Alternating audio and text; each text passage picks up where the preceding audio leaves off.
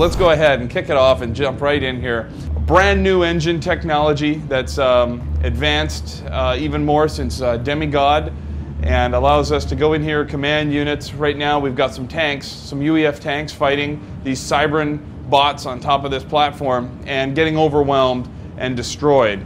So this is a bit of a concern.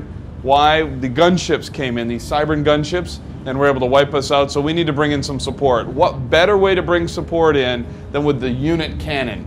The unit cannon allows us to fire units clear across the map. We can select a structure, we can queue up units, we can then launch them all at once. They come out of these cool unit magazines, fire them out there, and here they are. Canisters break apart, the unit lands on the surface. We have some anti-aircraft and some assault bots in the mix, allowing us to take out these gunships. And here's some more coming in. It's just wicked. And again, you know, with full strategic zoom, we can watch those big arcs as our units fly clear across the map. All right, and you can see that we're very rapidly mixing it up here with a big battle. We've got UEF gunships and Cybran gunships both, mixing it up.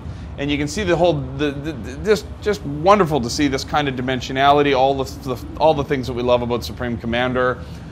Real-time simulation, every shot calculated in 3D, everything carefully, it's non-determinate, which means we don't know if a shot's going to hit or miss until the simulation actually gets there, just like in SUPCOM 1 and Forged Alliance. You've got the big ACU, Armored Command Unit of the Supreme Commander coming in here. Lots of new features on the Commander. He's got artillery on his shoulders that you can upgrade, anti-aircraft guns. He's got torpedo upgrade systems. He's got this core dump technology that allows him to protect his base if he's attacked and is going nuclear.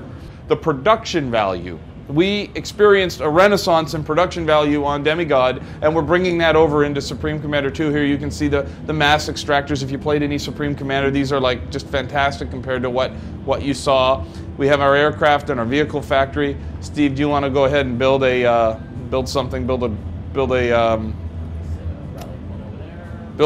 unit, build a gunship here, or an air transport, either one, and you'll see here.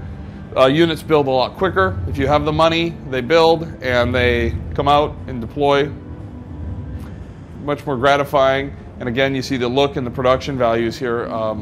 Pretty much, you know, state of the art and several notches above what we've seen. And so Steve's going to just basically. Yeah, I'm just going to speed it up. You're going to speed it up, and you see it open up here, and the unit come out. Not only are you seeing incredible shadows and lighting, we have a global illumination model, new tech that we've implemented from the core engine that gives the game this radiance, this brightness, this beautiful look, shadows being cast from these massive platforms down onto the terrain.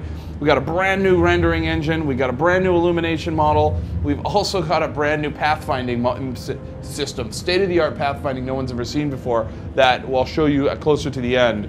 Now, something else we're going to go into is our research. Now, the thing that made Supreme Commander 1 a little clumsy is that you had Tech 1, Tech 2, Tech 3, and it meant that early in the game, if you built a lot of Tech 1, if you built a lot of Tech 2, they weren't useful in the last part of the game. So what we've done now with our tech tree is we've said if you build a tank early on, you'll be able to go in here and do a bunch of upgrades on that same tank and use it in the late stage game.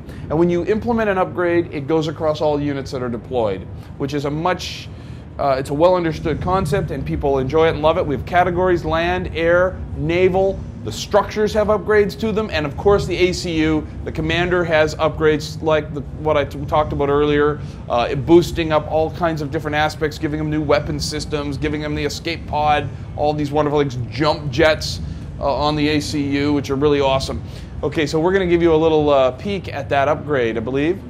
Early on, you remember how the rockheads got completely mauled by those gunships. Well, we can do upgrades. We can add a longer barrel. We get more range. We get more muzzle. The muzzle velocity gives us more firepower. We want even more firepower. We can go to triple barrel.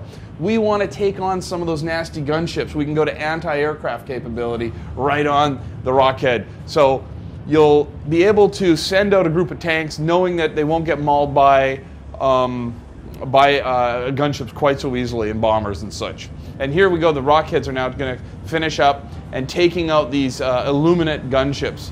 And you can see that here, not getting whooped quite so badly as they were before. Again, all of this is happening in 3D space with a true simulation. And this game is roughly 9 months into development. So we've got, we're probably, we're coming out early next year, but with much more work to do. So this is very much a work in progress. I feel really proud of what the team has done in the time we've been working on the game so far.